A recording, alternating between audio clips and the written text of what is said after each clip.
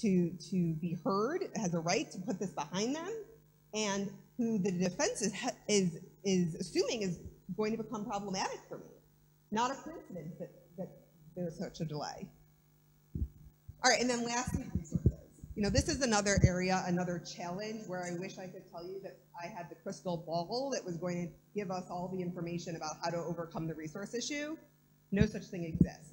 We all have resource issues. Every government agency across the globe has resource issues.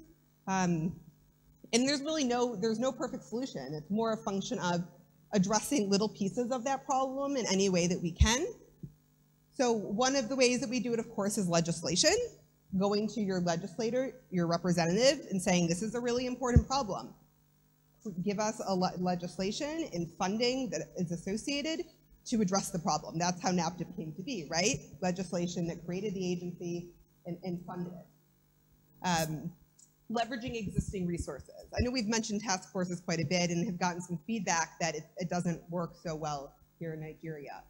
But in a similar fashion, you can still leverage resources that already exist. So for example, you know, with the gentleman, the victim who needed the sign language interpreter help. Rather than NAPTIP going out and having to hire their own sign language interpreter, you can look at the resources that already exist. You know, where in Abuja or where in Lagos, wherever you are there organizations who provide services for individuals with special needs who might be able to provide that to us is a courtesy. Increasing awareness. The more people care about something, the more they're willing to give, both publicly and privately. In the United States, the nonprofit organizations that provide services to human trafficking victims are largely funded by private citizens. People who say, this is a cause I really care about. When I give money to, I donate, I'm going to donate to that organization. And what allows that to happen is people really hearing about the problem often and in depth and understanding the magnitude of the problem and really what is required for a solution and wanting to help in the fight. Similarly, more awareness will help get better legislation and better government funding and more government resources.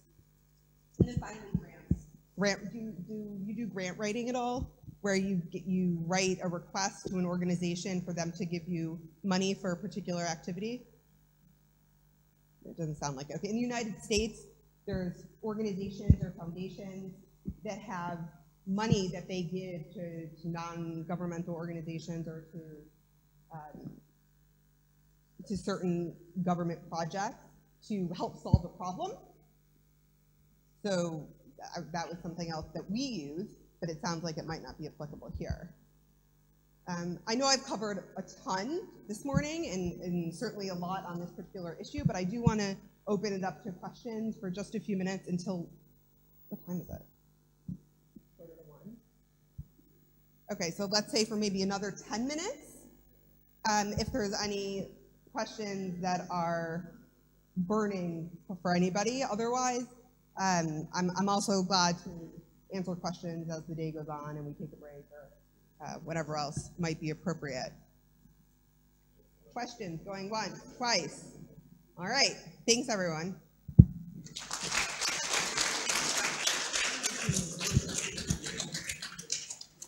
Please, another round of applause for her.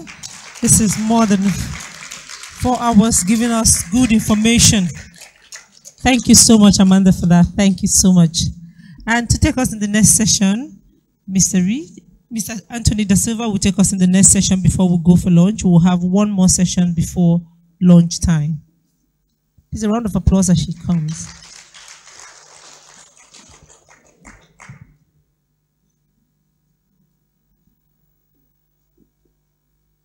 Good afternoon. Before we start, would anybody like to stand and stretch for a little bit before we move the PowerPoint? Because we're going to be switching topics. This is going to be a good moment to stretch a little bit.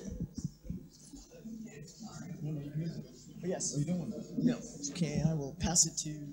Okay. Thank you. No, I'm gonna stand on this one so we can pass the.